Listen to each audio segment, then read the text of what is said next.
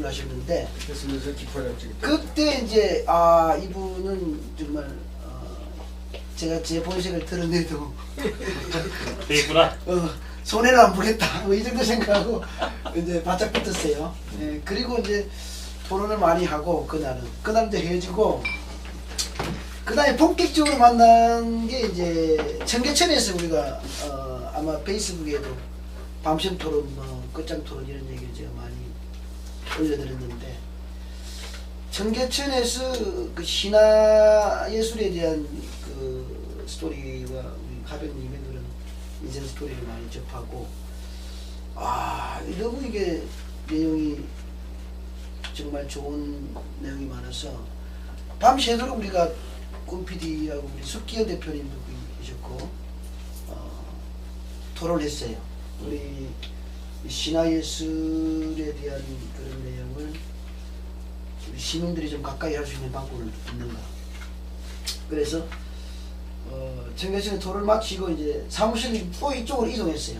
우리 사무실에 아침에 새벽에 이동해서 아니 그전에 강화문에서 이것도 하겠잖아. 새벽에 맞아요. 그전에 강화문에서 1인 시위를 이제 우리가 한 건 아니고 아무튼 그 이슈가 뭐였죠 그때 서항천 대표 빵방학과 운영하시는 그 서항천 대표님께서 1인 시위 총리를 좀 내려와라 이런 얘기 같은데 우리는 정치 얘기는 잘 안 하는데 빵 만져. 난 1인 시위를 그렇게 3초 만에 끝내는 건 처음 봤어. 그래서 저도 뭐 1인 시위 같은 거 할 게 있으면은 그게 세종대왕님한테 가면 되겠구나 생각했는데 아무튼 뭐 우리는 그 꿈을 얘기하는 그런 방송이기 때문에 정치를 비판하는 그런 생각은 하고 있고요. 이제 문화예술을 이제 사랑하고 그걸 어떻게 시민들 가까이에서 활성화시키는 그런 분위기를 만드는가. 그리고 우리 대한민국을 문화강국으로 만들고 그리고 나아가서는 우리 숙기현 대표님께서 말씀하시는 홍익인간 세계를 만들겠다. 그런 데 많이 제가 동참을 하고 있고 아무튼 이제 우리 사무실까지 와서 그 다음에 그것도 만족스럽지 못해서 제가 또 제의를 했어요. 그럼 그 현장에 또 가봐야 되지 않겠는가. 그래서 바로 또 차를 타고 문막으로 갔습니다. 문막으로 가가지고 그 실제로 그 작품들을 봤죠. 신화를 상징한 그런 내용들을 그림과 조각으로 만들어서 전시를 해놓은 데가 신화미술관이에요. 그래서 제가 볼 때는 그 S그룹의 리 그런 그 미술관보다도 훨씬 좋은 정말 감동적인 그런 장면이고 현장이 있어요. 그래서 이거는 우리 꿈방송의 테마가 확실하다. 그래서 일 많이 하고 제가 1차로 이제 신화. 1차로 압구정에서 우리가 또 강연을 한번 꿈방송에 열었고 그리고 이제 잠시 좀 조용하다가 또 발동이 걸려가지고 그러니까 제가 이제 그렇죠. 이게 가끔씩 이제 야밤에 또 이 필이 또 생기면은 또 문자로 이게 교실을 많이 하거든요. 그러다가 이제 전국의 은퇴하신 회장님 그리고 대표님 그리고 돈 많은 분들 신화미술관장으로 모십니다 라는 아이디어를 제가 냈어요. 좋습니다. 비즈니스 마인드가 딱 그게 필이 와요. 퇴직을 하고 이제 쉬시는 분들은 사실 그 소외감이 없잖아요. 보람 있는 일이 없고 그리고 명예로운 일이 또 없고 사람들도 만나기도 쉽지 않고 그래서 만날 때도 없고 그래서 그런 분들이 정말 그 힐링 카페 이 문화예술의 힐링 카페를 운영하면서 우리 꿈방송에서 또 굉장히 많이 홍보를 해주고 거기에서 일어나는 스토리는 오늘처럼 이렇게 또 생중계를 해서 뉴스트림을 또 날려주고 그리고 인기 스타들 저희들은 뭐 스타라 하더라도 사실은 기부하지 않거나 봉사하지 않는 스타는 우리가 인터뷰를 안 해요. 커버. 그 뭐 하러 와도 부탁을 해도 안 해줍니다. 돈도 엊그제도 누가 와가지고 좀 인터뷰가 됐는데 제가 거절했어요. 예. 그래서 그런 분들을 이제 그 토크쇼도 하고 그리고 가수 같은 경우는 또 즉석에서 또 공연도 하고 그러면 굉장히 많이 간다는 얘기죠. 그 장소에 고객들이 전국적인 유명한 명소가 되는 거예요. 예. 그러면은 이제 기존의 그런 그 카페라든가 커피숍 같은 경우는 사실은 그 수익이 좋지 않아요. 많은 것 같지만 그것만 이렇게 보기가 좋지 실제로 컨텐츠가 없기 때문에 내용이 안 좋아요. 그리고 시니어 계층이라든가 또 한 40대 이후 그런 분들은 마땅히 갈 데가 또 없어요. 네. 또 외국인들 바이어들하고 네, 그렇죠. 학교에도 뭐 네. 우리 문화를 뭐 알려줄 만한 데도 없어. 굉장히 그게 밥 먹으면서. 매력 좋은 일이에요. 그 내용 자체도. 그리고 애들 데리고 또 가서 밥을 먹을 수도 있고 네, 동창회라든가 뭐 이런 거 예술이게. 신화, 꿈 이런 그렇죠. 거. 예. 그래서 야 이건 정말 작품이 되겠다 해서 제가 얼마 전에 또 저는 돈 얘기를 하는 거 별로 안 좋아하는데 한 6, 700억 하는 회장님한테 제가 제의를 했어요. 이런 똑같은 내용이에요. 네. 정말 우리 그 정체력 있고 뜻이 있는 분들은 너무 좋다 이 그림이. 네. 그걸 좀 나중에 또 같이 모여서 좋은 아이디어를 교환해 봅시다. 좋다. 뭐 이런 반응들이 나와요. 네. 왜냐면 저는 꿈방송을 운영하면서 이 항상 꿈과 생시를 왔다 갔다 하는 그런 경계에 있는 사람이에요. 그래서 격석에서 굉장히 그 기발한 아이디어와 그리고 실천하고자 하는 그런 의지가 나와요. 네, 나름대로는. 그래서 여러분들 어떻게 저를 평가하시는지 모르겠지만은 제 개인적으로는 굉장히 보람 있고 또 여기에 참여하시는 분들도 아마 정말 큰 꿈과 의미를 가져갈 수 있는 그런 장이 계속해서 열리지 않겠나 생각하고요. 그때 이제 그 현장에서 감명을 너무 받아서 제가 그 너무 좋아하게 된 거죠. 신화예술이라는 그 하병님이 철학가, 인문 철학에 대해서 굉장히 또 대단한 그 근위자시고 한국에서 우리 젊은이들이 많이 배워야 되는 그런 분이거든요. 그래서 그런 분을 자주 좀 모시고 토크쇼 형식으로 진행할 수도 있고 또 집에 또 뭐 아시는 분 많으면 또 같이 오셔가지고 좋은 또 토론할 수 있는 그런 장을 많이 만들려고 하고 있습니다. 저는 너무 많이 길었는데 또 다른 분도 말씀 해주시죠. 아까 뭐 저기 인생 스토리가 끝났나요? 네, 아니, 근데 개론부터 또 말씀해 주세요. 언제 오세요? 이제 시작하시죠. 그냥 할까요? 그렇게 하시죠. 네. 지금 보니까 뭐 핸드폰 배터리가 다 돼서. 그래 그러면 아예 본론으로 들어갈게요. 제가 한 20분? 네? 그 정도 하면 돼요? 한 30분 해도 돼요. 네. 그래서 뭐 아직 저기 신화미술관에 대해서 이렇게 그림이 이게 다 안 그려질 수도 있고 그러니까 요약해서 신화미술관이란 무엇이고 그리고 이게 어떠한 좀 이렇게 가치와 어떤 문화 성향을 갖고 있는가 뭐 이런 거에 대해서 뭔가를 하면서 이렇게 잘 그려질 수 있으니까 이미지를 중심으로 보여주는 할게요. 자, 이 그림은 제 인생 얘기고 화면 보이나요 이거 그림?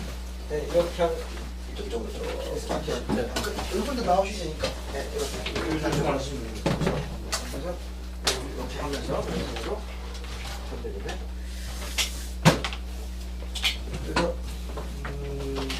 오랜 미래는 무슨 뜻이죠? 이게 Ancient Future라고 그래갖고 네. 오래된 미래라는 책 보신 사람 있어요? 네. 네, 그 책 자체가 생태주의적인 그렇죠. 책이에요. 예. 스웨덴의 유학자가 이제 네팔 여기 가가지고 네팔 그것이 오래된 미래. 거기 가서 이제 거기는 미래 사회에 대한 해답을 못 구하고 아주 그 유럽 안에서는 못 찾고 있다가 이 사람이 거기 가서 보고 나서 아까 얘기한 것대로 옹보지신을 본 거예요. 뭐 미래에 대해서 너무 우리가 환상적으로 좀 이상하게 생각을 해온 거구만. 이 인류애라든가 서로 화해와 협동과 뭐 돌봄의 가치라든가 이렇게 다 거기 있는 거예요. 예? 평화의 가치 이런 게 그런 거 보고 인류가 고대부터 우리가 이렇게 세워온 인류의 가치는 사실 고대에 다 있었구나. 우린 너무 많이 잃어버렸다. 특히 유럽은 너무 많이 잃어버렸다. 미국과 유럽은 이러면서 이제 그걸 각성하자 그러면서 이제 거기서 답사기 같은 건데 그걸 아주 문명 비판적 관점에서 서구 문명에 대한 비판적 관점에서 쓴 아주 명주예요. 그래갖고 되게 생태주의에서는 반드시 읽는 책이죠. 예, 작은 것이 아름답다, 월든, 오래된 미래 이 세 개는 특히 생태주의 공부할 적에는 꼭 읽는 입문서 중에 하나예요. 그 세 가지는 적어놓으세요. 저도 작은 것이 아름답다. 작은 것이 아름답다. 그 다음에 월든, 데이비드 소로의 예, 월든, 소로의 월든. 월든 그리고 이거 오래된 미래 이 세 개는 거의 뭐 생태주의 고전으로 지금 이렇게 돼서 생태주의에 대해서 관심을 갖고 환경 문제에 대해서 관심을 갖고 계신 분은 꼭 한번 권하고 싶은 책입니다. 제가 산골에 들어가서 생태주의 공부할 적에 처음에 접했던 책들이죠.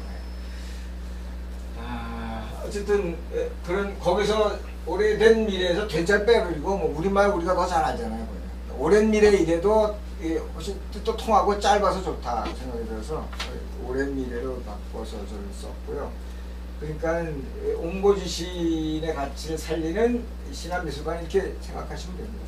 근데 신화라는 게 그냥 옛날 거라고만 생각하면은 저게 안 맞는데 사실은 신화 공부해 보니까 진행형이고 미래형이에요. 신화는 지금도 그래서 신화학자들은 재신화화 시대가 온다고 그래요. 그러니까 영성의 시대가 다시 온다는 거예요.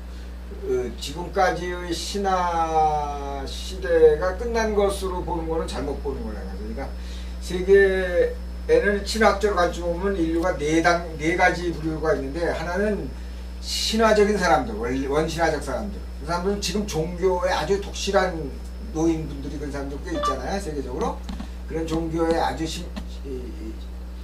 신심이 깊은 사람들, 이런 사람들을 원신화적 사람들이라고 볼 수 있고, 그 다음에 비신화적 사람들이 있대요. 그 사람들은 세속주의적인 사람들 있죠. 근대 와갖고 이제 물질적인 추구만 해갖고 아예 뭐 그런 거 다 안 믿어 뭐 이러면서 사는 사람들. 그 다음에 반신화적 사람들, 그 사람들은 유물론자예요. 마르크시스트들. 적극적으로 유물주의로 역사를 보는 관점이죠. 근데 이것과 다르게 반신화적 사람들이라는 거는 이제 재신화적 사람들이라는 거는 신화 시대가 다시 온다고 보는 거예요. 그러니까 영성의 새로운 도래, 그러니까 내면의 평화를 갈망하는 그런 세대이고, 이것은 미래에 오는 것이 아니라 이미 와 있고 그런 운동이 시작된 데가 유럽이고 일본이에요. 유럽, 미국, 일본 이런 선진국가에서 특히 먼저 오게 되는데 그게 뉴 에이지 운동입니다. 뉴 에이지 책도 한번 사보세요.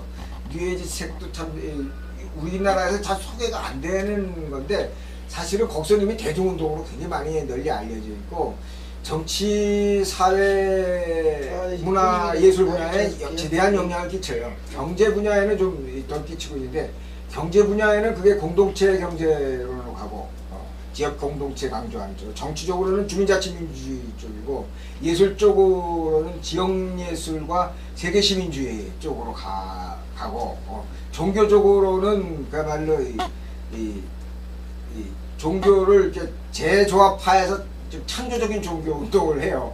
그러니까 지금 기존 종교에 몰입하지 않고 거기에 빠지지 않고 자기 스스로 그런 종교적 영성을 이렇게 창조해 나가는 운동을 해요. 그래서 이제 기존 종교의 적인 걸 갖고 있는 분들은 좀 싫어하는 경향도 있어요. 근데 이 뉴에이지 관점에서 보면 지금 현재의 종교는 철기문명 시대 때의 종교이기 때문에 도구마가 너무 세다. 그러니까 자기중심주의가 강하잖아요. 그런 게 중요한 것이 아니라 인간과 자연이 본래 갖고 있는 영성, 이것을 살려서 그것을 공유하고 내면의 평화를 가지면 그런 평화가 올 것이다 라고 보는 거고, 또 하나는 여성주의적인 성향이 강합니다. 그래서 이 서양에서는 여신문명론까지 피고 그러죠. 어쨌든 이런 뉴에이지 운동까지 있는데, 그런 제신화화 운동이 이제 그런 겁니다. 그러니까 제신화 운동은 미래학자들도, 신화를 공부하지 않은 미래학자들도 미래는 영성의 시대가 온다라고 얘기를 해왔죠. 그러니까 정보화 시대가 끝나면은 산업화 시대, 정보화 시대, 그다음에 영성의 시대, 이렇게 얘기를 하죠. 그 영성의 시대가 사실은 그 핵심적 인문학이 신화학입니다. 신화학은 그러니까 보면 뭐 옛날 거 공부하고 뭐 저기 옛날 히랍 신화 뭐 제우스 신화 이런 거 보면 얘기들 많이 하는데 뭐 그 옛날 거 아니냐는데 아닙니다. 그거는 이제 텍스트인 것이고 세계의 이야기들을 다 연구 대상으로 삼고 있고, 때문에 고대부터 내려오고 있는 구비문학이거든요. 문학이에요. 그러니까 아까 신화에서 역사를 읽을 수 있다라고 역사적 관점에서 보는 사람은 그렇게도 이게 이해를 하기도 하지만은, 그런 역사적 관점의 텍스트도 되지만은 역사하고는 또 다른 영역의 인간의 사고 영역이 있잖아요. 팩트를 기록하는 영역 말고 꿈꾸는 영역이 있단 말이에요. 꿈방송처럼 꿈을 기고 왔고 그것을 갖다가 예술로 승화하고 문학으로 승화해 왔잖아요. 그러니까 고대도 그런 예술이 있었던 게 바로 신화라고 하는 구비문학이고, 그것과 함께했던 춤, 노래, 미술 이런 게 신화 의례이고, 그렇습니다. 그래서 모든 예술의 어머니는 신화 의례다, 이런 명제가 있습니다. 사실 거기서 다 나와요. 가만 보면 뿌리가 다 거기에요. 고대는 이게 무슨 장르로 나눠져 있는 게 아니지 않습니까? 뭐 음악 뭐 따로 있고 뭐 미술이 따로 있고 무슨 뭐 의례가 따로 있었던 게 아니에요. 춤추면서 의례하면서 춤을 추고 뭐 이럴 때 벌써 이게 여기서 벌써 춤이 나오고 의례에서 예술이 나오고, 그 예술과 경배했던 상징들, 신화 상징이 오늘날 미술인 거예요. 이게 철기 시대 오고 왕족 시대의 예술이 되면서 이걸 다 분화해서 전문 장인 중심으로 길러내고 뭐 이러다 보니까 더 좀 더 치밀해지고 뭐 이렇게 더 뭐 세밀화되고 뭐 이러면서 이게 변화였지. 고대의 알테미나 동굴을 생각해 보세요. 그 알테미나 동굴에 벽화를 그려놓고 거기서 의식을 하고 의례를 했을 때게 뭘 했겠는가? 그래서 신화 의례를 했었던 것이죠. 그렇게 그 동물 토템에 대해서 감사하고, 우리가 특별히 혈연적 인연이 깊다고 믿는 동식물에 대한 아주 신뢰가 아주 깊었던 시대거든요. 그러니까 그게 곧 우리의 신이고 믿음이고 감사의 대상이고, 그런 거예요. 그래서 죽이면서 감사하는 시대입니다. 그때. 그래서 제사가 곧 밥이다, 이런 명제가 나오는 겁니다. 그때는 제사 지내는 게 밥이고 사냥하는 게 곧 제사다, 이런 거죠. 그래서 지금도 보면 원주민들, 아주 고대 원주민 형식으로 살고 있는 사람들 탑산 다큐멘터리 가만히 두시 보면 가기 전에 제사 지고 가는 사람들 있고, 잡고 나서 거기서 제사 지내는 거 보죠. 갔다 와서도 제사 지내고, 먹기 전에 제사 지내고, 먹고 나서도 제사 지내고, 죽인 동물에 대해서 다시 태어나라고 영혼의 제사를 지내주잖아요. 이게 고대에부터 있었던 겁니다. 그런 이제 영혼의 문제가, 그런 거 보면은 인간에게만 있는 게 아니라 동식물, 우주에 다 영혼이 있다고 믿는 믿음, 이게 신화적 사고예요. 그러니까 신화적 사고라는 게, 그러니까 오늘날에 잘 안 되는 이유가 그거예요. 오늘날에는 물질로 보니까. 근데 옛날에는 동물도 식물도 바람도 자연도 다 영혼이 있다고 믿는 거예요. 그러니까 이야기가 신성한 이야기가 되고 오늘날 관점이 많이 다를 수밖에 없죠. 그래서 문학을 통사로 보면요, 아주 간단하게 이걸 이제 정리할 수가 있습니다. 문학을 통사로 정리하면 제 얘기가 아니고 루카치 이야기고, 우리나라는 조동희 같은 석학자 얘기입니다. 이 문학을 통사로, 세계 인류 문학사를 통사로 간단하게 보셔야 됩니다. 4가지로 정리할 수 있습니다. 하나는 신화 시대, 그 다음에 전설의 시대, 민담의 시대, 소설의 시대, 이렇게 볼 수가 있습니다. 오늘날은 소설의 시대예요. 그 전설의 시대와 민담의 시대, 뭐 신화 시대는 뭘로 구분하냐? 그럼 구분의 원칙이 있습니다. 그거는 자아와 세계 사이의 관계를 어떻게 보느냐에 따라서 서술 체계가 달라지잖아요, 우리가. 그죠? 우리가 세계관을 어떻게 가느냐에 따라서 기록하는 방식이 다르죠. 기술 방식이. 예. 근데 내가 세상을 어떻게 보느냐가 신화 시대에는 어떠냐면 영혼이 다 있다고 보는 시대인 거예요. 그러니까는 그 동물과 식물하고도 이야기를 하고, 그래서 직관이 아주 발달한 시대이고, 직관이 발달했으니까 또 영혼의 그 교감을 한뜻던 거죠. 예. 그런 시대였다면, 전설의 시대에 오면은 철기 시대 때 와서 이제 이게 본격화되는데, 그 시절에는 신이 또 가로 열고 자연, 우주 다 같은 개념입니다. 신이 인간보다도 위대하다고 보는 시대입니다. 그래서 절대 신들이 막 나타나기 시작해요. 그게 오늘날 4대 종교 같은 것들이 생긴 겁니다. 그 전에 종교는 영혼이 다 모든 곳에 있다고 생각했으니까 어떻게 했어요? 모든 곳에 다 신성이 있다고 보는 거죠. 뭐 크든 작든. 예? 그리고 자기 조상들 대대로 내려오면서 자기 종족들에 대한 신앙들이 다 따로따로 다 있어가지고 스몰가 시대라고 해요. 그 이후에 전설의 시대에 오면 빛가 시대예요. 예. 권력이 그만큼 거대해지고 나라가 제국화되고 그러니까 종교들도 야 이놈들아 니네들 그런 종교 다 집어쳐 우리 믿어 하듯이 이데올로기도 통합되고 국토도 통합되듯이 종교도 그렇게 막 통일시켜 나가는 거죠. 그러니까 고대 종교의 형성은 제국의 형성과 같은 궤를 걷고 있어요. 그러니까 왕궁이나 보면은 이 종교의 성전이나 비슷하잖아요. 이게 이제 그런 세계관의 반영이기 때문에 그러니까 절대 권력 시대는 종교적인 신도 절대 신화하는 그런 경향이 있으면서 오늘날의 같은 철기 시대의 4대 종교 같은 것도 배출되었습니다. 거기에 이제 더 뭐 합리적이고 더 이성적이고 또 휴머니즘적이게 강해진 것은 있지만은 어쨌든 예, 그렇게 작은 종교들이 소멸되어 갔고 작은 신성들이 소멸되어 갔다는 것을 이제 알 수가 있고요. 그 다음에 세 번째가 뭐냐면 민담의 시대로 접어옵니다. 휴머니즘이 강화되고 특히 르네상스 이후가 되기도 하고 서방뿐만 아니라 세계 곳곳에서 영웅들이 막 탄생하면서 나라들을 막 고대의 국가들도 바뀌고 막 새로운 영웅들이 밀란도 일어나고 막 이런 시대라니까 신보담도 저런 영웅이 멋있어. 그래서 영웅담들이 막 생긴 겁니다. 그게 이제 민담의 시대입니다. 오늘날 그래서 민담, 전설, 신화는 이렇게 잘 구분을 해서 보셔야 됩니다. 근데 이걸 다 통틀어서 설화 이렇게 보는 겁니다. 그러니까 설화라고 하는 개념하고 혼돈을 하시면 안 됩니다. 설화는 이걸 통틀은 개념인 거고 그 안에서 이것을 셋으로 구분해 볼 수 있다. 시대사적으로. 그럼 오늘날에는 뭐냐? 오늘날에는 이것을 소설의 시대라고 얘기하는데 소설의 시대의 특징은 뭐냐면 자아와 세계 사이에서 아까 민담의 시대에 오면은 이 인간이 그 신보담도 우위에서 보는 관점인 거 아닙니까? 영웅이니까. 여기서는 신이 우위에 있거나 아니면 자연 우주가 우위에 있거나 아니면 자아가 우위에 있거나 둘 다 왔다 갔다 합니다. 그러니까 전자가 3인칭 소설이고 후자가 1인칭 소설입니다. 그렇죠?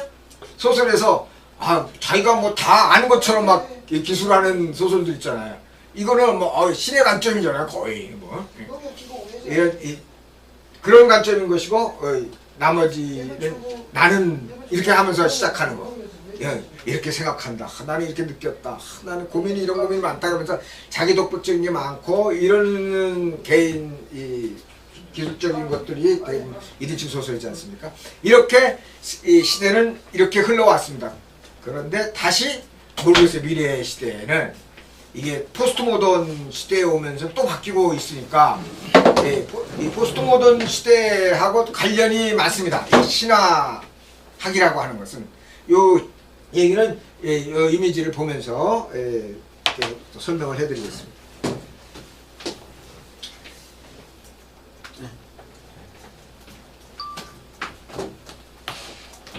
이렇게 이것도 없애고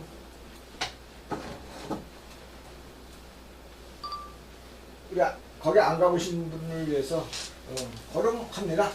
이게 50평이고요. 위가 또 다시 50평에서 100평을 갖고 있습니다. 위에는 창고 겸 작업장이고요. 밑에가 여기가 전시장이고 여기까지 전시장이고 이쪽에는 이제 연구실 겸 거실로 쓰고 있습니다. 요 벽화실도 도벽인데 그게 상당히 좋더라고요. 이게 지금 이 벽면이 거칠어서 이렇게 잘 빛이 안 나는데요. 이거 도시에다가 이 타일 같은 기법이거든요. 이거 조명 받으면은 아주 끝 바닥에 아이보리고 그러면 아주 빛납니다. 이게 나중에 그렇게 제로, 전시된 걸 제로. 한번 보여드릴게요. 세라믹. 아. 1250도를 빛나는 세라믹이네. 세라믹이구나. 직접 구운 거예요? 그렇죠. 다 내가 세라믹을 하니까. 구워낸 거예요 직접? 그렇죠. 구워서 흙을 가지고? 예, 그거 갖고 갖다 이렇게 붙인 거예요. 붙인 거지. 이거 붙이는 것이 되니까 이건 그냥 타일 붙듯이 붙이면 됩니다. 인테리어 상당히 좋죠. 인테리어로 괜찮으니까 그 아, 건물 갖고 집안에, 있는 사람들, 로비도 괜찮고 아파트 큰 거 갖고 있는 사람은 저거 조그맣게 해도 되고 재밌게 해요. 이거 내가 개발한 겁니다. 이게 한국식으로. 주로 도벽 그러면 이게 타일로 지금 큰 거 해갖고 이렇게 붙이잖아요. 그냥 한 벽을 이렇게 다 채우고 그러는데 그렇게 할 없이 벽면이 깨끗하면은 딱딱딱딱 붙여나가면서 또 이동도 되고 막 변화를 줄 수 있고 넣었다 뺐다도 가능합니다. 기법으로 신현미술관 전경입니다. 이게 이제 건국 신화인 요거가 이제 고조선 신화, 고구려 신화, 토템 신화.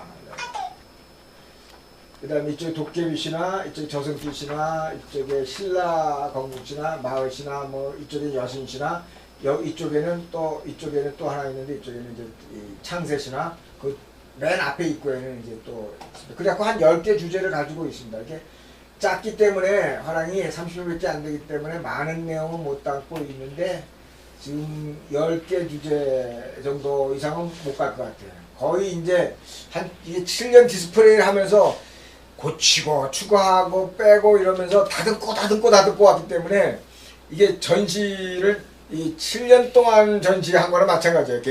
이 작업이. 그러니까 많이 정리가 되더라고요. 하면서. 근데 누가 신화미술관 하나 만들어 달라 하면은 네. 저 많은 거를 짧은 자, 시간에 할 아까 수가 내가 없잖아요. 이따 얘기를 하려고 했는데 저기 10개 주제 중에서 자기가 주제를. 원하는 걸만 선택해가지고 하는 거죠. 한 내가 보기에는 10개라면 한 5개 정도만 선택을 하고 해야지. 공통으로 일단은 자기가 주로 준비가 공통 주제라고 할 수 있는 부분을 선택하고 나머지 한 2-3개나 한두 개는 자기가 하고 싶은 신화적 주제를 하면 됩니다. 그거는 자기가 하면서 또 이렇게 펼쳐나갈 수가 있어요. 그러니까 신화라는 건 진행형이라고 그랬지 않습니까? 본인이 본인이 예. 또 어디서 수집하든가 수집해서 해도 되고 사든가 그렇습니다. 예. 다른 데서 가져와가지고 가져다 해도 전시하면 되고. 전시는 예. 되니까 여행 예. 가서 그죠? 근데 이제 여행가 많잖아요. 신화 작품. 그러니까 그렇지. 이게 눈만 은근히 트이면은 많지. 아 이거 신화적으로 보여야겠다. 스토리를 자꾸 누구나 만들어나가면 되겠네. 라고 할 게 굉장히 많습니다. 그러니까 신화 카페 같은 거 해놓고 같이 이렇게 뭐 학습을 하면서 이렇게 하다 보면은 자꾸 눈이 뜨거든요. 그러니까 그 전에 안 보이던 게 보입니다. 해외여행 가면은 주로 저는 가면은 무조건 그런 것만 우선 눈에 띄니까 딴 것들은 잘 안 봐요. 왜냐면 딴 거 봐봐야 근데 슈퍼마켓 똑같아. 그렇죠. 뭐 세븐일레븐이 온 거 다 똑같고 뭐 그런 거 뭐하러 봐 이거. 언제 또 신화 해외여행 가세요? 같이 예, 해요. 회원들 같이 가게. 네, 뭐 가끔 저는 이제 뭐 이제 동거평화연대 때문에 뭐 시베리아를 자주 가는데 이번에 가는 거 있잖아요. 예, 그것도 있죠. 예. 우리 애는 거기 가는데. 아 그래요. 예. 그래요? 아 저는 안 따라가려고 이제 이번 근데 어디를 가면 좀 자립 좀 하게 내버려둔 거예요. 아니 우리가 아예 주제를 잡아가지고 맞아요. 그 돈만 우리 들어가지고 있잖아요. 그러니까 우리가 가고 싶은 데를 갔으면 좋겠어요. 그러니까 저도 시민단체에서 이제 대륙 여행 갈 때 가보면은 워낙 관심들이 딴 데들 있어갖고 내 관심 있는 쪽이 뻔한 별로 없어. 얘기잖아요. 뻔한 얘기야. 그래서 네, 아예 재미없어, 그러면. 삼촌보고 빠질 때가 많았거든요. 음. 근데 사실 주제의식이 같은 사람들끼리 신화 가야 여행이 좋은 것 같아요. 예, 이게 재밌어요. 예, 주제의식이 신화의식. 예, 하면은 막 새로운 게 막 보이게 되고 막 그러죠. 그래서 아까 나도 더 가고 싶은 데가 아까 요하강을 따라서 이렇게 홍산문명 가갖고 네모노까지 가보는 거라든가 저는 저 알타이라든가 그거는 기존에- 야쿠트 뭐 이런데 그건 기존에 이런 데 여행사에서 그런 가본다든가? 스케줄 못 잡잖아요, 저. 우리가 조직해야죠 뭐. 모르니. 예, 우리가 잡아야죠. 그래갖고 그쪽 현지인들하고 연결이 되니까 또 현지 가이드. 현지 가이드하고 채용해가지고 이렇게 가면 돼, 코스. 그렇지. 고려인도 우리말하고 거기 러시아말 하는 사람들도 꽤 있고 뭐 있거든요. 거기 동포 사회에 교포들 활용하면 되거든요. 그렇게 해서 언제 한번 그러니까. 계획을 잡죠. 내년 잡을 외국에 다니고 싶은 데가 있어요. 그래가지고 제가 간 데가 또 인디안 신화지대 찾아서 그것도 제가 아까 이 책을 쓰면서 북미를 갔다 이 저자한테 답사 한 군데만 더 갔다 오라고 그러면서 한 500만 원을 줘갖고 그걸로 이제 미국에 간 적이 있거든요.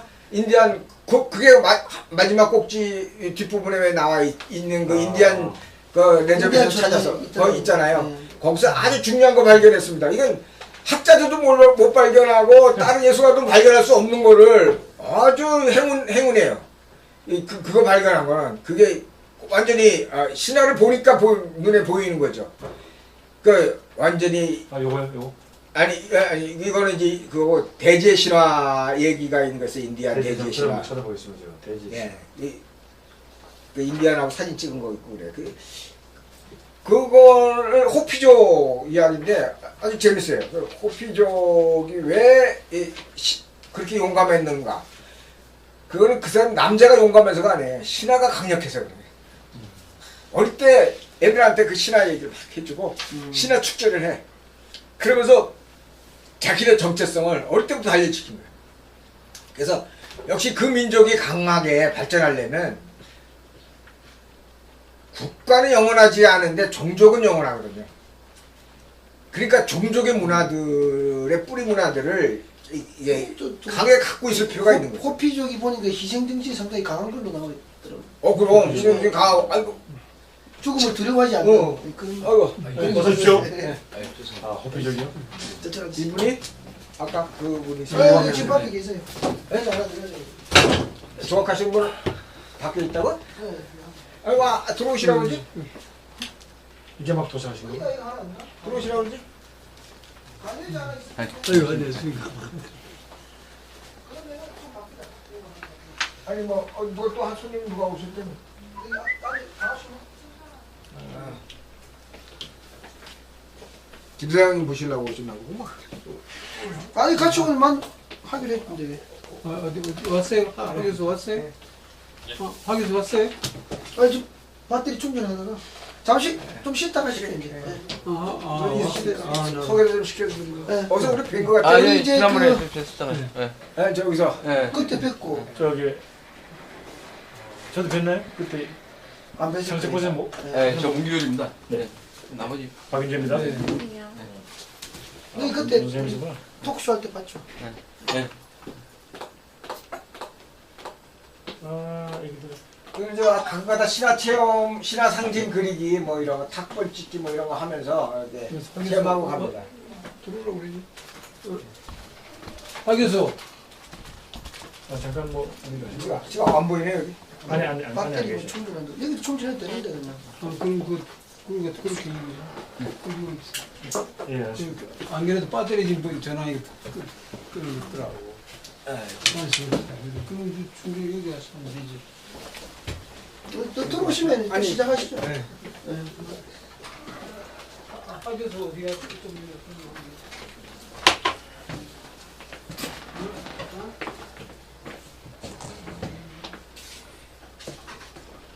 저렇게 그 충분히 좀 많이 하세요. 저기 어차피.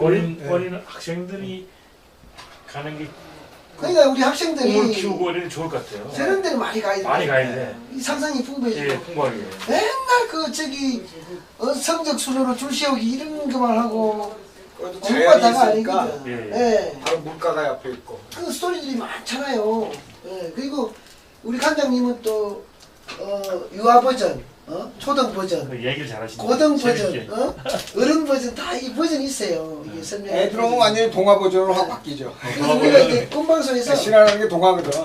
신화 해설사들 좀 키워내는 프로그램 이런 것도 괜찮을 것 같아요. 동화 버전으로 바꿔서 얘기하면 참 재밌어요. 원래 동화가 신화에서 나온 거거든요. 동화나 신화나 예. 뭐 옛날에 동화책이 어디 있었어? 다 신화 얘기. 신화 이번에 신화 이야기들이 다 자기네 어린애들한테 얘기해 준 거예요. 물어보잖아요. 우리 어디서 왔어? 엄마 아빠. 우리 조상은 누구야? 궁금하잖아요. 그런 걸 갖다 이렇게 지금 우리 얘기를 하면 구라를 아주 살살 푸는 거지. 근데 한번 왔던 학생들이 어린이들이 또 오고 싶어 하잖아요. 또 네. 부모들 쫄아가지고 오고 그러죠. 개별적으로. 그래서 제가 얼마 전에 또 아이디어를 적석에서 낸 게 있어요. 우리 그 야생화라든가 이런 그 분재 화분들 있잖아요. 밑에 받치는 거, 네. 도자기. 예, 있어요. 그거를 저 신화 상징으로 만든 제품으로 다 만들어 가지고 보급하면은 그게 가정으로 침투하잖아요. 그렇죠. 집안에 침투를 하면은 애들이 본단 말이에요. 애들이 보고 보고 잘하겠네. 아 희한하다 이게 뭐, 똑같이 그 준비한다고 나갔네. 이게 뭐냐라고 물을 거라고 부모한테. 그러면 그때부터 이제 스토리가 전개되는 거지. 아 이거는 진화 속에 나온 상징이고 굉장히 좋은 거예요. 그렇네. 예, 그걸 제가 작품 안에서 마케팅을 하면은 어마어마하게 그게 블루오션이 될 것 같아요. 그걸 하여튼 예, 이런 소품으로 파는 거지. 그렇죠. 그리고 거기에 힐링 카페에 신화미술관 카페에 그게 딱 이게 화분이 정리가 되는 거죠. 정리되고. 그리고 그게 또 판매가 될 수 있어요. 그러면은 화분 올려가지고 팔 수도 있고. 음식도 팔고, 그죠? 예, 공연도 하고, 화분도 팔고, 그림도 팔고, 조각도 팔고, 예? 다 파는 거예요, 그게. 그러면서 이제 이 경제를 활성화시키고, 문화예술인들을 도와주는 그런 분위기가 여기저기서 막 확산이 되야 된다는 얘기죠. 그래서 그 예. 갤러리하고 식당, 레스토랑 같이 하는데 보니까 식사 비용이 한뭐 15,000원에서 3만 원 정도 받는데요. 그런 데서 이제 가족들이 식사를 와서 쭉 둘러보다가 관심 있는 그림을 사간다는 얘기예요. 찍어 사는데 좀 이게 좀 저렴하게 한 300만 원 이하에서 살 수 있도록 해서 사간다는 거예요. 그리고 거기서 공연을 하고 강연장을 하고 이러면은요, 그 사람이 버는 거랄까 아닙니까? 작가하고 만나는 시간이 무조건 되는 장사예요, 이게 함께하고. 비즈니스가. 우리 네. 지금 이 화랑 개념은요, 이게 근대적인 개념인데 이거 오래 못 가요. 이렇게 딱 현대 작가들이 그 전시하는 거예요. 완전히 약속공끼리 와가지고서는 완전히 엄숙하게 감상하다가 숨죽이고 보고 가는 거잖아요. 네. 그건 안 이게 좋아. 아니라 생활 속에서 문화가 문화예술이 이렇게 파고들게 하진 못해요. 그렇죠. 그래서 지금 되게 중요한 말씀이라서 제가 가면 저도 오래 듣고 있는데 이 상징 얘기거든요. 이게 상징을 우리가 이 실화미술관 하면서 느낀 건데 상징을 잃어버린 시대예요. 그러니까 자기 상징들을 그 상징을 되게 보면 지금 상징을 갖고 있는 데는 그래서 국가하고 대자본들만 갖고 있는 거예요. 상징이라는 건 딴 게 아니라 심볼이라는 거는 말로 다 할 수 없는 진리를 은유적으로 드러내는 것이거든요. 시적 상징도 있고 뭐 이 음악, 춤 이런 것도 다 상징 기호를 갖고 있는데 미술이야말로 고대의 신화 상징에서 온 거거든요. 이것을 옛날에는 마을이나 종족들이 다 자기 상징으로 갖고 있었던 거예요. 이게 다 지금 국가에다 박물관에다 헌납해 놓고 자기 마을 상징, 자기 종족의 상징 없는 거죠. 이게 사라진 거야. 원래는 자기네들 거였는데. 예. 근데 이 상징을 잃어버리는 순간에 이게 꿈을 잃어버리는 거하고 비슷해요. 이 꿈이라고 하는 것이 이미지를 항상 만들어내고 그런 거거든요. 그래서 옛날의 상징들은 이 꿈꾸면서 꿈에서 나타나게 이게 많아요. 예. 예. 이 꿈꾸는 자들이 만든 거예요. 이게 상징이라는 게. 그래서 참 그 자기 종족마다 그 꿈의 특성들이 드러나기도 하고 그러죠. 그리고 또 하나는 자기네들과 함께 늘 혈연적인 인연이 깊다고 믿는 동식물에 대한 그 어떤 이미지 이게 강해요. 상징에는. 그래서 이 토테미즘이 생긴 거거든요. 그 토템은 우리가 좀 잘못 알고 있는데 뭐 토테미즘이 애니미즘 그러면 아유 뭐 아직 이성이 발달하지 않은 시대의 미신 뭐 이렇게 믿음을 하는데 이거는 그야말로 서구의 근대적 관점인 거고 서양에서도 탈근대적 관점에서 이미 다 깼어요. 자기네들이 세우고 자기네들 다 깬 거야. 예. 이걸 우리도 또 다시 수입해서 얘기할 수밖에 없는데 아까 제가 얘기한 거가 뭐예요. 특별히 혈연적인 인연이 깊다고 믿는 동식물에 대한 믿음. 이게 종족마다 다 있었어. 세계 종족은 어디나 상징은 또 거기서 나오는 거예요. 그래서 지금 그런 것들을 지금 많이 뭐 상표로도 많이 써먹고 그러잖아요. 뭐 악어를 쓴다든가 곰을 쓰라든가 뭐 사자를 쓰고 뭐 이러는 것들이 원래는 상징적인 토템들이 아직까지도 우리의 내면 무의식에 있기 때문에 그런 거 보면 좋아하고 막 이러는 것 때문에 그런 거거든요. 근데 지금은 다 상표로만 느껴지니까 이걸 좀 다른 관점에서 보면 자연을 사랑하는 또 다른 이름이에요. 그게. 그렇잖아요. 자연이라면 추상적인데 그 중에 동물 하나하나 속에 자연성이 있잖아요. 그 천진난만한 그 동물들의 눈망울이라든가 뭐 그들이 자연과 어울려 사는 것 속에서 우리 자연을 배우잖아요. 그래서 동물의 왕국을 좋아하는 거 아닙니까? 그래서 토템은 자연의 또 다른 이름이다. 구체적 이름이다. 저는 이렇게 정리하는 거예요. 이게 내 적극적 해석인 거예요. 예. 좋은 그런 말씀이에요. 예 그렇게 토템을 봐야 되는 거고 그런 관점이 쓰면서 제가 그러니까 동물 조각들을 막 좋아하기 시작한 거예요. 그 전에 저도 근대 조각 공부할 적에는 서양의 로덴 브루델 것만 들이팠어요. 그러니까 근대 조각적 관점에서는 이게 안 보여요.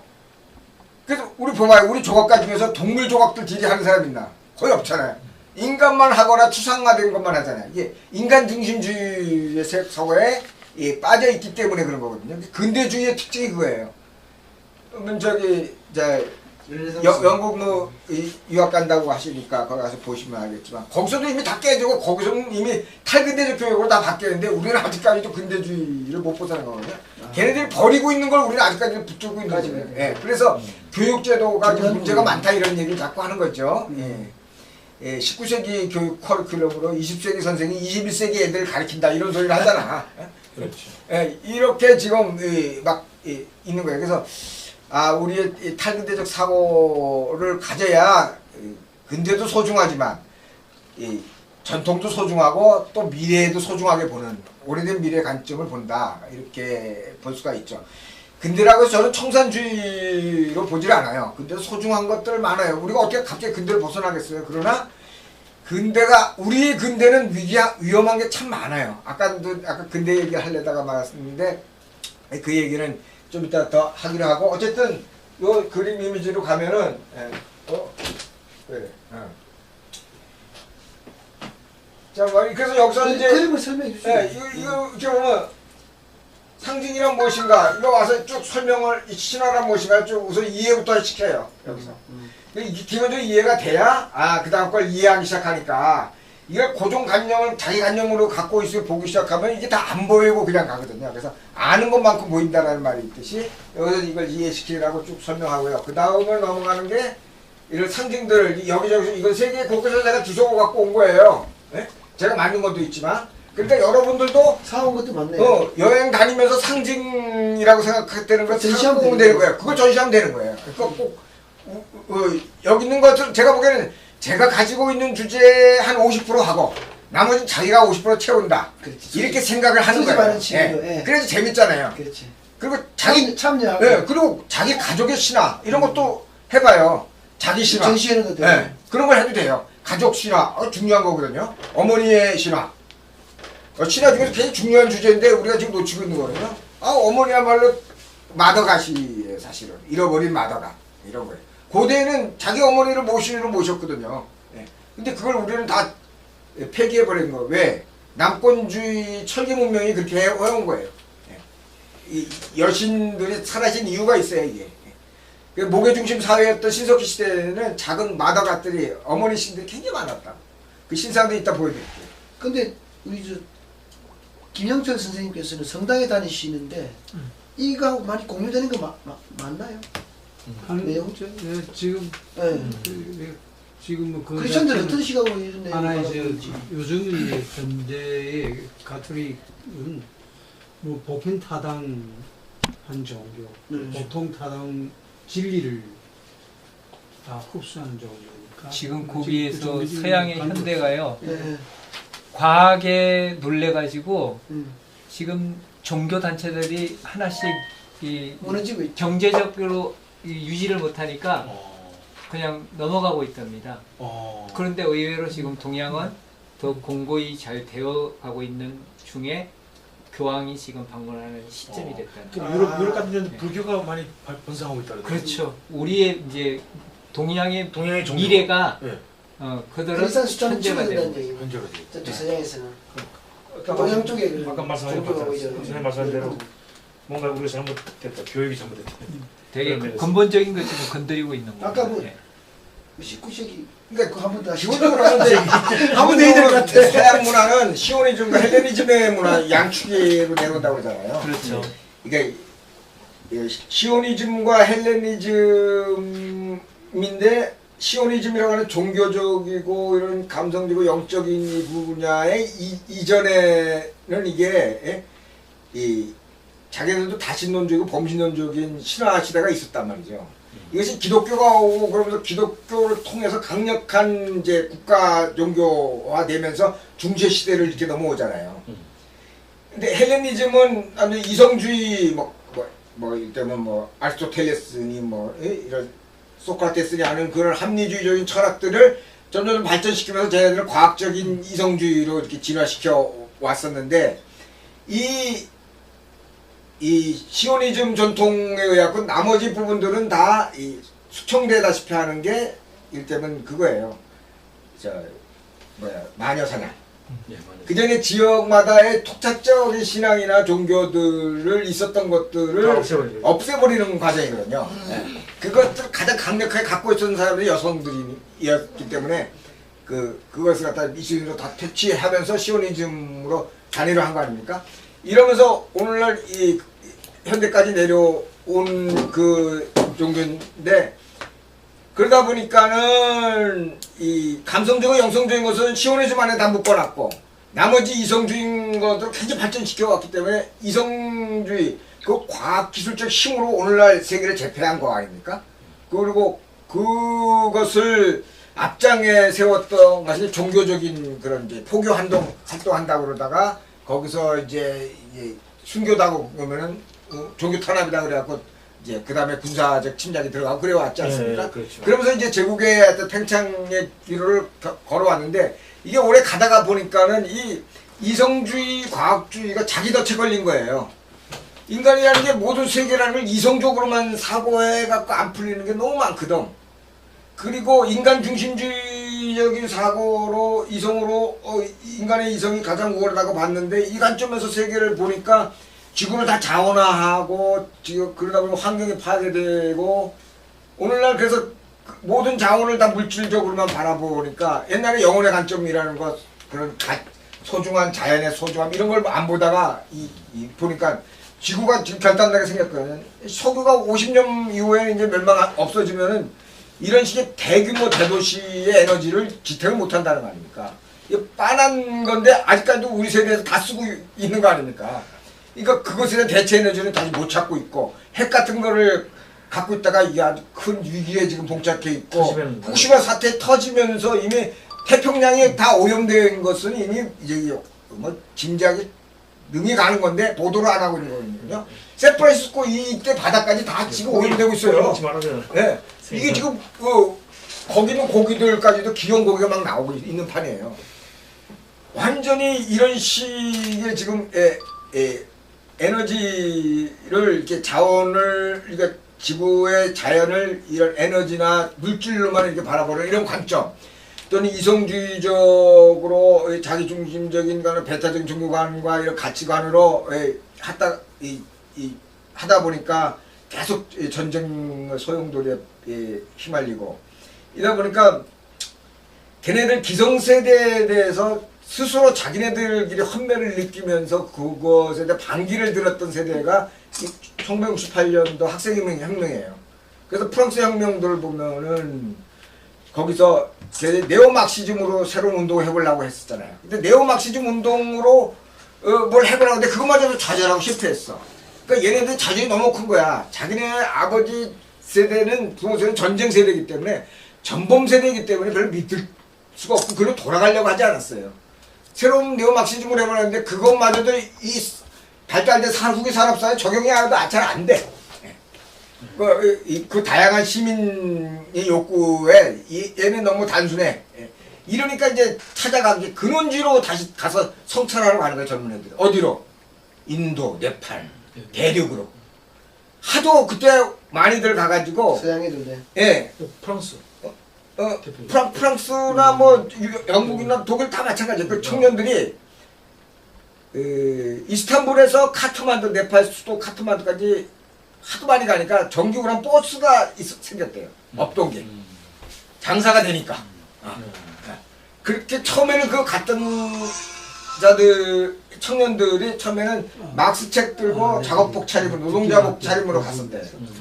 근데 10년 후쯤 꾸준히 가는데 10년 후쯤은 그게 슬슬 변하는데 옷차림도 사고도 히피족이 거기서 나오고. 그래. 빤달롱 바지에다가 기타 들고 머리 장발하고 뭐 이런 애들로 이게 좀 변한 거예요. 자유분방하게. 그 이념조차도 이제 필요 없다는 거죠. 예, 그럼 새로운 사고를 하기 시작한 거죠.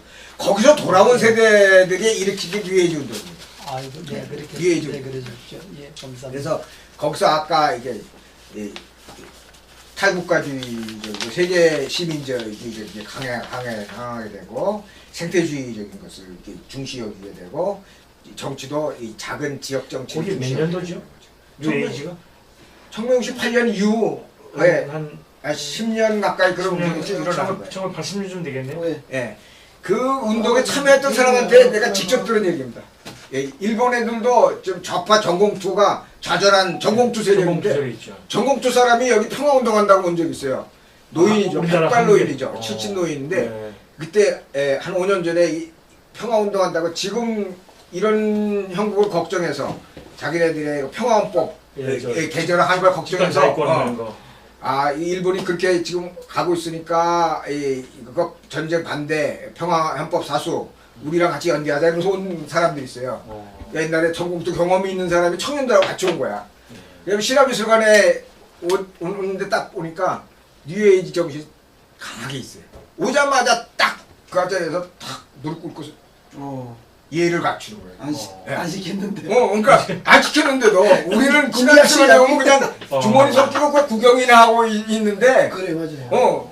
그 가치를 아는 거예요. 예의가 바르네. 그러니까 그 문화 다원주의적인 그런 이 가치들을 갖고 있는 거예요. 이게 포스트 모던적인 정신을 이미 걔네들은 뭔가 갖고 있는 통한다 거야. 이거죠. 뭐 통한다 이거지. 그 문화 다원주의적이고 저기 각 종족이 갖고 있는 문화를 존중하고 이 신화의 보편성과 평화성을 아는 거예요. 그럼 걔네들의 구호가 그거예요. 딴 게 아니라. 어머니 당신의 이름은 무엇입니까? 제목이 어머니 진정으로 당신의 이름은 뭐냐라고 모르는 게 자기네도 화두예요. 제목을 아예 그렇게 붙이고 왔어. 그 어머니는 동해래. 그렇잖아요. 그쪽에서 보기에는 우리는 이쪽은 서해잖아요, 일본은. 예, 우리는 동해고. 네. 저 연해져서 보면 남해잖아요. 도대체 국가라는 이름으로 부를 수 없는 거다. 이거는 대지는. 이런 관점을 갖고 있는 거예요. 그러니까 세계 시민주의가 있는 거예요. 동아시아 시민성이 있는 거예요. 사통 발달이니까. 네. 동아시아 시민 정신이 있는 거예요. 이게 신화 정신이기도 해요. 신화 시대 때 국경이 없었어요. 무슨 국경이 있어. 국경이 없었던 시대 이야기잖아요. 그래갖고 신화를 공부해 보면 동아시아 신화들 공유하고 되게 많아요. 그리고 보편성에 있어서는 벌써 대지를 어머니로 비유한다든가 신화 시대 부활의 신화 뭐 이런 것도 갖고 영웅 신화도 갖고 뭐 하여튼 이 신화의 원리가 기본적으로 이런 거 보면 고대 정신이라는 게 다 같은 인류의 사고를 갖고 있었는데 오늘날들은 왜 이렇게 이상해졌나라는 걸 느끼게 되죠. 어쨌든 또 그림 구경으로 넘어가면은 끝을 한 교수는 도중에 들어오긴 미안하고. 왜 미안해? 뭐 미안해? 안 들어오는 게 미안해. 그러니까 여기 뒤풀이에 그냥. 네, 그래. 요런 거 삼저고 그리기 뭐 이런 거예요. 우리 신화 상징. 삼저고 그리기네. 예. 이렇게 그 색종이로 오려가지고 잘 갖고 가는 거 아주 쉽게 이렇게 상징도 만들어서 이렇게 공유할 수가 있는 거죠. 그러면서 이럴 때 신화 얘기해주고 이런 삼저고 신화 얘기. 네, 이참 프로그램 좋은데 네. 학생들이 저쪽으로 많이 좀 몰아붙여야 되는데. 삼저고 그리기. 네. 간단하게 요거 한 30분이면 칼로 오리기 하면 되잖아요. 뽕 갖고. 삼조가 다양하게 있거든요. 여러 가지 삼조가. 삼조고 우리 동이족이 공유하고 있는 태양의 상징이에요. 우리 종족만 갖고 있는 게 아니고 내몽골 지방의 몽골 쪽에 가서는 보니까 삼조고 깃발이 있더라고. 일본에도 삼조고 달고 있잖아요. 축구 국가대표 선수가 삼조고잖아요. 근데 왜 공유할 수 있는 거예요. 그게. 하필 왜 세 개예요, 세 개? 세 개의 의미를 보는. 그 얘기를 연관할 때는 했는데 천지인 얘기고 천지인 얘기. 상원주의예요. 영혼을 상으로 보는 성수, 신성한 수 개념을 가지고 있는데 종족마다 고대에는 우리 동이족 계열이 되게 삼을 좋아하고 삼으로 되게 원리를 풀어요. 그러니까 삼일신고도 거기서 나오고 다 그런 거예요. 천부경도 다 1이 3이 되고 3이 다시 1이 되는 이 얘기잖아요. 그런 건데 이게 다 영혼관이에요. 스메르족은 최수예요. 지금 오늘날 7을 좋아해갖고 지금 이렇게 기독교가 7을 계승했는데 그게 오늘날 지금 7일 일주일이 된 거예요. 이게 다 좋아하는 수가 있어 종족마다. 일주일이 아니고 3일이 순환해도 사실 되는데. 중국어 애들은 이수를 좋아해. 짝수. 그래서 판을 아주 대박으로 보잖아요. 그래서 이 고구려 절의 고조선의 와당이에요. 내가 이거 발견하고 아주 반가웠어요. 이 무슨 종족의 연대 같기도 하고 이렇게 하고 이렇게 넘어가잖아요. 이게 내가 만들면서 이렇게 느낀 건데, 이거 이렇게 빙빙 돌잖아요. 예? 하나의 중심에서 이렇게 연대하고 있는 느낌이죠. 예? 이게 고조선 와당. 이게 발견한 족족절 이렇게 막 만들어요. 이거는 도깨비. 이거는 내가 마야 지방에 갔을 때 박물관에 가서 사온 거. 이게 토템이죠. 이거 악기입니다. 이게 위가 휘하면 부르면 소리가 납니다. 이것도 마야 쪽에 이 우주를 관장하는 신입니다. 나무예요? 이걸 저기 도자기 같은데. 릴리프 같은 걸로 이렇게 쫀 건데 동판. 판에 각판. 이걸 갖고 자기도 공예품으로 해서 파는 거예요. 그 사람들이. 옛날 우리 장인어른이 사오신 건데 근데 신화 60년대. 스토리가 있네요. 60년대. 그러니까 거기 신화를 그대로 옮긴 거예요. 예. 고대 마야에 이런 돌로 쪼아놨었던 거야. 돌로 짜는 거를 이렇게 릴리프로 이렇게 부조한 거죠. 저는 꽤 비싸겠는데 지금 그죠? 그죠. 옛날에 여기 보면 지신 저런 거만 잘 살아도 이거는 돈 버는 거네. 우리 저 장인어른 돌아가셨는데 어떻게 성견 두 명이 있으셔갖고 우리 의사였었거든요. 이제 세브란스. 네. 예, 우리 사오신 거 놓고 돌아가셨는데 나한테 이제 유물이죠 뭐 이거. 저건 안 팔아요? 뭐 팔지. 내가 만들어줄게. 만들어주면 되잖아. 내가 저가가 그런 건지 뭐. 그러니까 이런 거 봉황, 이게 봉닭 같은 게 있다. 그 다음에 고기, 이런 뱀, 지신, 그럼요. 이런 자연신의 뱀도 있네. 결합을 있네. 하나의 신으로 본 거예요. 네. 얘네들이. 천신. 그리고 인간, 이게 다 있잖아요. 예? 예. 저또 눈을 또 두 개를 예, 새의 눈에서 눈으로. 새를 네. 두 마리를 붙여서 네, 붙여가지고. 눈을 두 개를 네. 만들어놨네. 이게 자연의 의인화. 이것은 대단한 작품이죠. 신으로 본 거 해석하는 거죠. 올빼미 같아 올빼미. 이런 해석이 굉장히 재밌잖아요. 각 종족의 근데 특징이 지금 나타나고. 작가 이름이 없잖아요. 누군지 모르잖아요. 작가가 아니, 우리 김봉준 예술가가 작가라는 이름을 아니, 걸고 지금 한 사온 거는 거고. 만들면은 네. 그건 옛날 공예품에 그대로 만드시면 베꼈으니까 돼요. 조금 만들면 만들면 이것도 내가 그대로 만든 거야. 그거 보고 이거 내가 저건 만든 거야. 한국식으로 만드는 거죠. 예. 방금 그 그림을. 예. 그래도 되죠. 예. 응용해가지고. 그렇죠. 예. 이거는 그럼 대박 이건 나겠어요. 새입니까? 독수리? 예, 그쪽 마야 쪽에 새인데 천신이에요. 하늘을 지배한다고 보는 천신. 예, 이게 되게 새는 옛날에 하늘과 땅을 이어주는 메신저나 천신으로 봤거든요. 그러니까 독수리를 저렇게 양식화해서 했는데 재밌죠. 이거를 제가 그거 보고 만든 거예요. 얘네들. 이게 돌에다가 옛날에 짰던 것들이구나. 태국 문양 같은 게 있어요. 중간에. 돌에. 그래요. 예. 돌에 쫀 건데 제가 도자기로 해서 군 거죠. 예? 이렇게 하면 그래서 문화상품이 하나 그냥 탁 나오는 거예요. 이렇게 딱 걸어놓고 약간 이렇게. 사진을 보니까 메탈릭하네 네. 느낌이. 예. 이것도 와 멋있다. 이거는 어디서 본 거 같지 않아요? 알아맞혀봐요. 이거. 저는 아는데 얘기 못해요. 예. 그래요. 이거 다들 구경하셨으니까. 마침 뭐 선물이 있어야 되는데 제가 선물 드리겠습니다. 예. 그래. 네. 제가 일단 선물 내놔놓고 나서 시작해. 똑똑사랑 똑똑강치 강치가 들어왔다. 우리의 강치를 복원합시다. 이거 하나 드리겠습니다. 이거 가장 최근에 내가 구운 거거든요. 이 유약에다가 이제 코발트 유약 발라서 1250도를 구운 건데 색깔 재밌게 나왔죠. 힌트 하나 주시죠. 네? 힌트. 우리 삼국 시대의 유물에서 나온 문양이에요. 연꽃인가? 그거잖아요. 오세요 오세요. 예. 들으세요. 이 자리 딱 하나 만들어놨네.